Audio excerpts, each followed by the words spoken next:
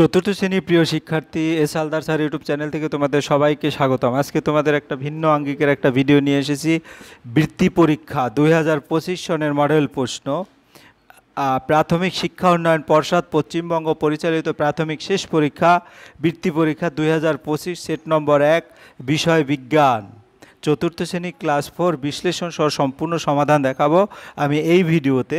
কাজেই তোমরা যারা এখনও আমার চ্যানেলটিকে সাবস্ক্রাইব করোনি তারা এখনই চ্যানেলটিকে সাবস্ক্রাইব করে বেল আইকনটি প্রেস করে দাও।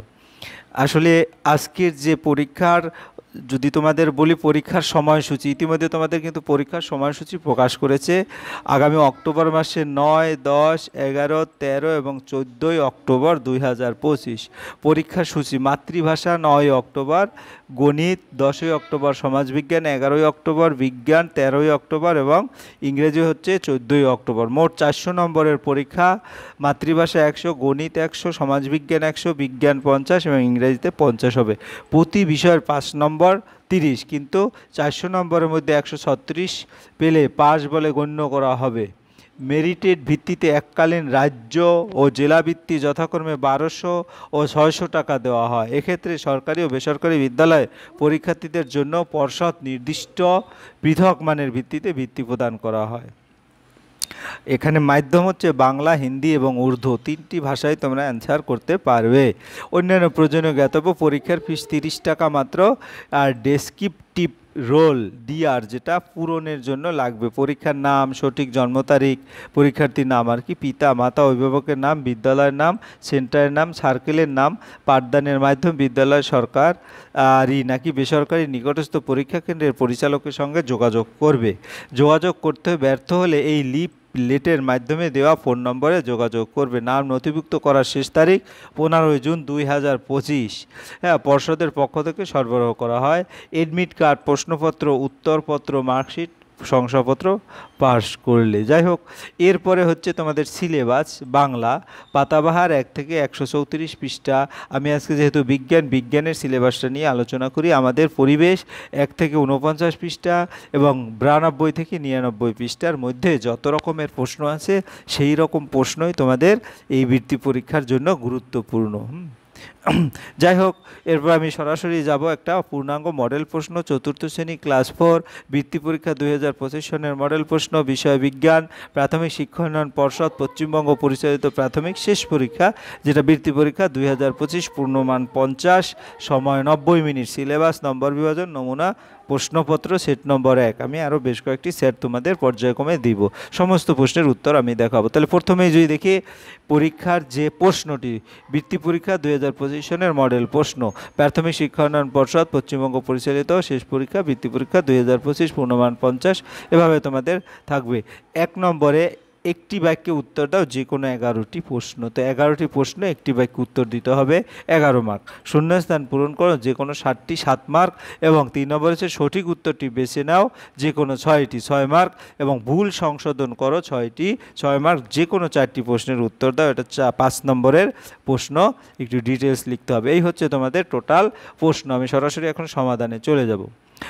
তাহলে একটি বাক্যে উত্তর দাও যে কোনো 11টি। আমরা যদি প্রশ্ন দেখি, বালি জড়ো না জীব? বালি হচ্ছে জড়ো, জড়ো লিখলেই উত্তর হয়ে যাবে। হারিয়ে গেছে এমন একটি প্রাণীর নাম কি? হিমালয়ের বামন তিতির এবং ভারতে গোলাপি মতো হাঁস হারিয়ে গেছে। পাখিরা অনেকক্ষণ আকাশে উড়লেও ক্লান্ত হয় না কেন? পাখিদের শরীরের ভিতর বায়ুথলি থাকে, তাই পাখিরা আকাশে অনেকক্ষণ উড়লেও ক্লান্ত হয় না। খালি চোখে দেখা যায় না এমন প্রাণীদের কিভাবে দেখা যাবে? খালি চোখে দেখা যায় না এমন প্রাণীদের অণুবীক্ষণ যন্ত্র দিয়ে দেখা যায়। দাঁতের বেশিরভাগ অংশটাই কোথায় থাকে? দাঁতের বেশিরভাগ অংশটাই মাড়ির ভিতরে থাকে। মুড়ি আর মুড়ির গুঁড়ো কিসের সাহায্যে আলাদা করা হয়? চালনির সাহায্যে মুড়ি এবং মুড়ির গুঁড়ো আলাদা করা যায়। প্রশ্বাসের সময় আমরা কোন গ্যাস নেই? প্রশ্বাসের সময় আমরা অক্সিজেন গ্যাস নেই। উদ্ভিদ বাতাসের কোন গ্যাসের সাহায্যে খাদ্য তৈরি করে? উদ্ভিদ বাতাসের কার্বন ডাই অক্সাইড গ্যাসের সাহায্যে খাদ্য তৈরি করে।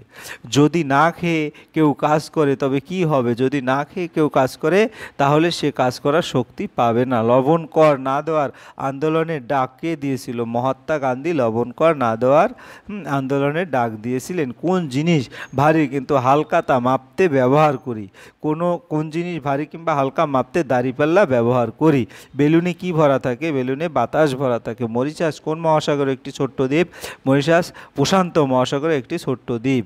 1 নম্বরের প্রশ্ন হয়ে গেল এবং উত্তর সহ আমি বিশ্লেষণ করলাম। এবার 2 নম্বরের প্রশ্ন, শূন্যস্থান পূরণ করো যে কোনো 7টি। হ্যাঁ, তাহলে প্রথম প্রশ্ন, ড্যাশ ফুটে বাষ্প তৈরি হয়? জল।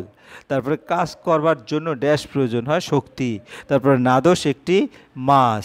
তারপর বাটখারা দিয়ে কোন জিনিস ড্যাশ মাপা হয়? কোনো জিনিসের ভর মাপা হয়।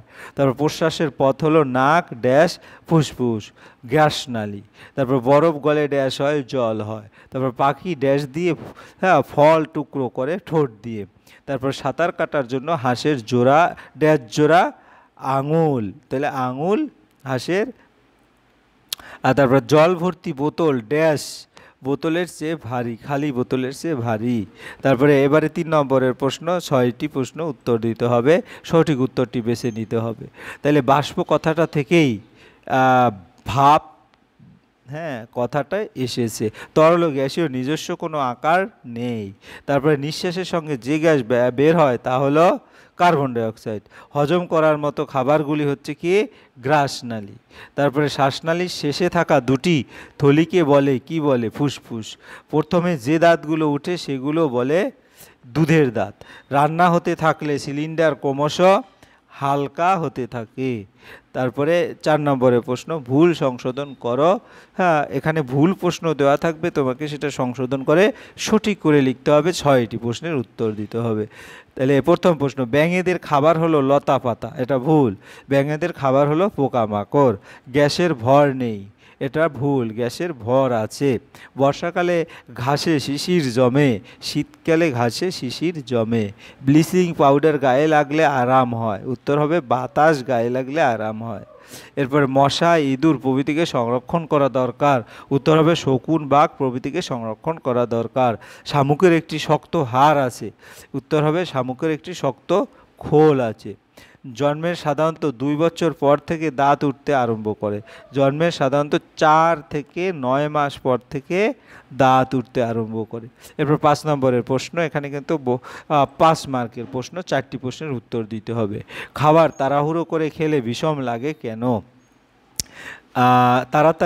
তাড়াহুড়ো করে খাবার খেতে গেলে খাবার শ্বাসনালীর মধ্যে ঢুকে যায়, তাই বিষম লাগে। আমি যদি আরেকটু ভালো করে ডিটেলস বলি, আমাদের গলার ভিতরে পাশাপাশি 2টি নল আছে, একটি দিয়ে খাবার এবং অন্যটি দিয়ে বাতাস যায়। তাড়াহুড়ো করে খাবার খেলে খাবারের টুকরো ভুল পথে অর্থাৎ বাতাস যাবার নলে ঢুকে পড়ে, তখন শরীর ওই খাবারের টুকরোকে বাতাস যাওয়ার নল থেকে বের করে দিতে চায়, তাই বিষম লাগে। গাছ কিভাবে খাবার তৈরি করে? গাছ মাটি থেকে জল, সূর্য থেকে আলো, বাতাস থেকে কার্বন ডাইঅক্সাইড নিয়ে খাবার তৈরি করে। গাছ তার, যদি আরেকটু ভালো করে বলি, গাছ তার মূলের সাহায্যে মাটি থেকে খনিজ পদার্থ মিশ্রিত রস শোষণ করে লতায় পাঠায়। পাতা তার সবুজ কোষে ক্লোরোফিল কণার সাহায্যে বাতাসে কার্বন ডাইঅক্সাইড এবং সূর্যালোকের উপস্থিতি শর্করা জাতীয় খাদ্য তৈরি করে। এরপরে সুষম খাবার কাকে বলে?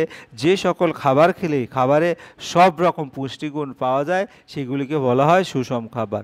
শরীরের প্রয়োজনীয় শক্তি ও দেহের বৃদ্ধির জন্য এবং রোগ প্রতিরোধের জন্য উপযুক্ত খাবারের প্রয়োজন। আমরা 5 মার্কের প্রশ্ন বড় করে দিতে হবে। পরিকল্পনা করে সব রকম খাবার পরিমাণ মতো মিলিয়ে মিশিয়ে খাওয়া দরকার, এটাকে সুষম খাবার বলে। সুষম খাবারে প্রধানত দানা জাতীয় বা দানা শস্য জাতীয়, ফল ও শাক, সবজি জাতীয় এবং তেল, ঘি, দুধ, মাখন জাতীয় এবং মাছ, মাংস, ডিম জাতীয় খাবার থাকে। এরপরের প্রশ্ন, প্রাণীদের সংরক্ষণ করা বলতে কি বুঝো? কীভাবে এদের সংরক্ষণ করা যায়? সে কারণে জীবের সংখ্যা কমে যায় সেই সব কারণগুলোকে চিহ্নিত করে তার ব্যবস্থা করা হয় যাতে জীবের সংখ্যা না কমে, তাকে সংরক্ষণ বলে। তাই কিভাবে এদের সংরক্ষণ করা যায়? 1. বন জঙ্গল না কেটে। 2. প্রাণীদের খাবার জন্মের সাধারণত 2 বছর পর থেকে দাঁত উঠতে আরম্ভ করে। তারপরে তোমার যোগান দেওয়া, তৃষ্ণার জল যথেষ্ট পরিমাণের ব্যবস্থা করা, চোরা শিকারী হাত থেকে রক্ষা করা। হ্যাঁ, সমুদ্রের জলে নুন আছে তা কিভাবে বুঝতে পারা যায়? সমুদ্রের জলে একটি পাত্রে রেখে ফোটালে দেখা যাবে জলের বাষ্প হয়ে উঠে গেছে, নুন পড়ে আছে। অথবা নুন জলকে রোদে রেখে দিলে কিছুদিন পর দেখা যাবে নুনের গুঁড়ো আছে। অথবা আর একটা প্রশ্ন আমি বিকল্প একটু পরে দেবো, দৌড়ানোর সময় আমরা জোরে শ্বাস নেই কেন?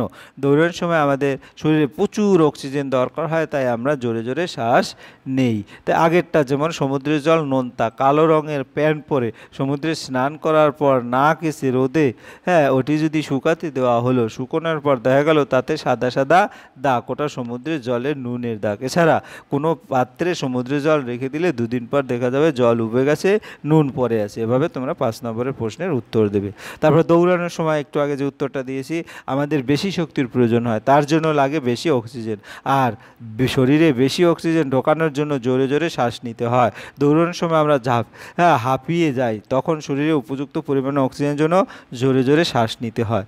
এই হচ্ছে তোমাদের টোটালি পূর্ণাঙ্গ একটা 50 মার্কের মডেল প্রশ্ন বৃত্তি পরীক্ষার এবং তার উত্তর। পরিশেষে তোমাদের বলবো, এখনও যারা তোমরা আমরা এই চ্যানেলটি সাবস্ক্রাইব করো নাই, এখন এই চ্যানেলটিকে সাবস্ক্রাইব করে বেল আইকনটি প্রেস করে দাও। আর পরবর্তীতে আরও বেশি বেশি ভিডিও পেতে তোমরা এখনই আমার চ্যানেলটাকে সাবস্ক্রাইব করে বেল আইকনটি প্রেস করে রাখো। যাই হোক, ভিডিওটি দেখার জন্য অসংখ্য ধন্যবাদ। ভিডিওটি ভালো লাগলে লাইক, কমেন্ট, শেয়ার করতে ভুলবে না। আজ এই পর্যন্তই, ধন্যবাদ।